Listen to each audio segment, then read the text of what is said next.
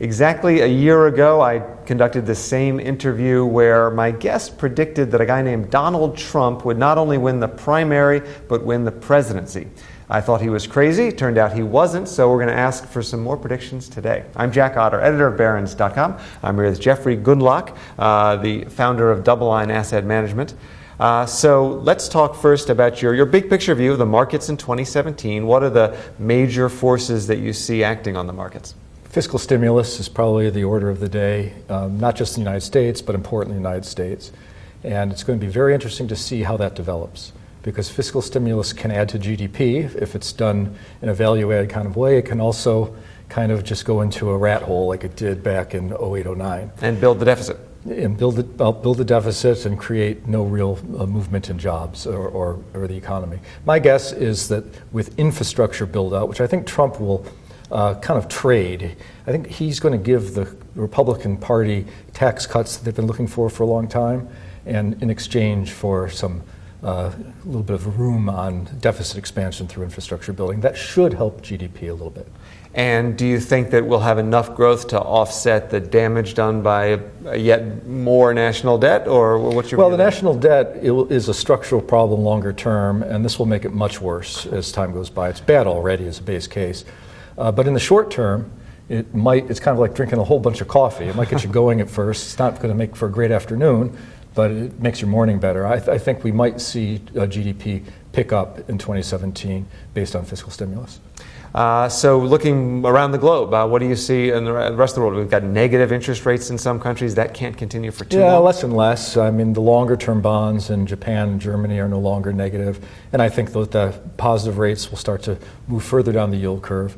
But fiscal stimulus will be happening there too. I think that's really the pivot that's happening in terms of policy. Is the monetary policy with negative rates didn't work. It was a failure, and so you're going more direct to fiscal stimulus. So a lot of these other stock markets are cheap to the United States. I think that the United States market is run a long way, and on a PE basis and some other metrics, it's pretty rich for some of these others. I know when financial markets overseas are in a tear relative to the U.S., you hear a lot of advice to diversify. Sure. But now that they've underperformed by a lot, you don't hear about that. But now's the time. You're supposed to buy when things are on sale. So I recommend investors look to India as a very long-term play. I would just be buying on a steady basis. One way to do it is an ETF called IPN. And also Japan, where there's all kinds of automatic buying and a depreciating currency. I think very different dynamics there, by the way. I mean, Japan, you've got totally terrible demographics. Totally different demographics. India, great demographics. That's for totally right. The demographic argument is a fundamental argument for India, coupled with the fact that things are so bad in terms of regulation and the legal system and the like, that it can only get better. It's almost like China was 30 years ago. So that's a long-term play.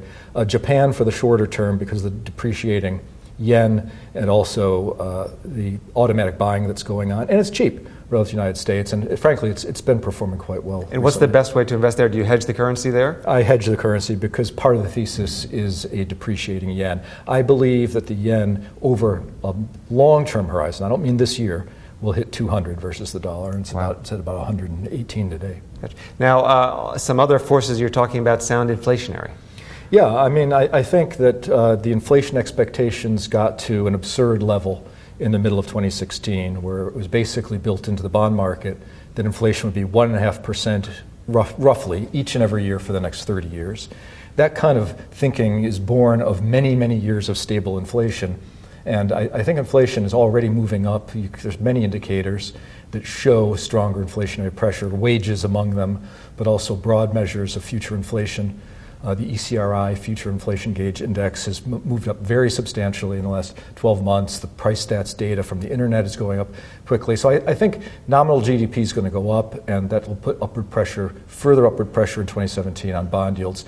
Not so much in the near term, but more in the middle of the year. Another signal is that commodities appear to have bottomed. A year ago. And that often foretells inflation in a year to 18 months. Yeah, I mean, copper would be something to watch. The ratio of copper to gold is often a very good indicator of the trend of the 10-year Treasury. It was actually moving up as Treasuries were hitting their low yields, showing that there was some reason to doubt the continued sustained low yields.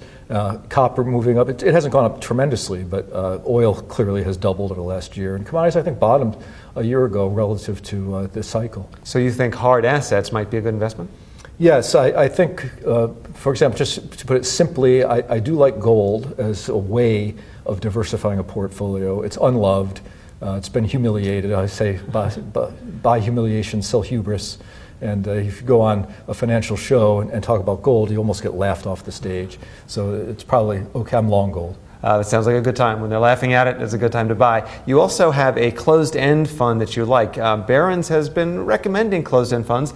The danger, of course, is that they're sometimes leveraged and can get hurt when rates rise. Well, it's a question of rising interest rates affecting your principal value from the duration or the interest rate risk, and also the borrowing cost, if they're leveraged, can be going up. But the one that I like is the Putnam Premier Trust, which is a great one-stop shopping bond portfolio for our environment today. It's about a $600 million fund. It's trading at almost an 11% discount to its net asset value. So it's kicking off a yield of about 6.8 or so. And its interest rate risk, its duration, is the same as a T-bill, a 3-month T-bill, because it's invested in 80% U.S., some of them are shorter duration assets, and then 20% out of the U.S., which I think is a nice mix, so I say good one-stop shopping portfolio. But the real interesting aspect of this fund is over 30% of it is invested in government-guaranteed mortgages, Fannie Mae's. So in essence, what you're doing is you're buying government-guaranteed mortgages 11 points lower than what they trade in the actual market, which is an unbelievable opportunity. It's like you're buying the 10-year Treasury, which yields about 2.5 today. It's like you're buying it at 4%. It just has to do better than a normal bond portfolio. And in the interest rate rise of the second half of 16, which was meaningful, this fund went up in NAV because it doesn't have interest rate risk, and some of the credit exposure that it had held its value and appreciated. So one more question on that point. Often these closed-end funds sell at a discount, which you're talking about 11% in this case. Do you expect that to narrow, or is it okay if it doesn't? This one historically has hung out at around 10% for quite a while. I think the narrowest it got last year was around 8%. So I'm not looking for a big capital gain there. I think you can get a good income flow off of the thing. You'll probably get a little bit of a narrowing of the discount. They do tend to widen out at year end, and it did again this time. So I think that thing could give you 10% in 2017. Thanks very much, Jeff. Thank you.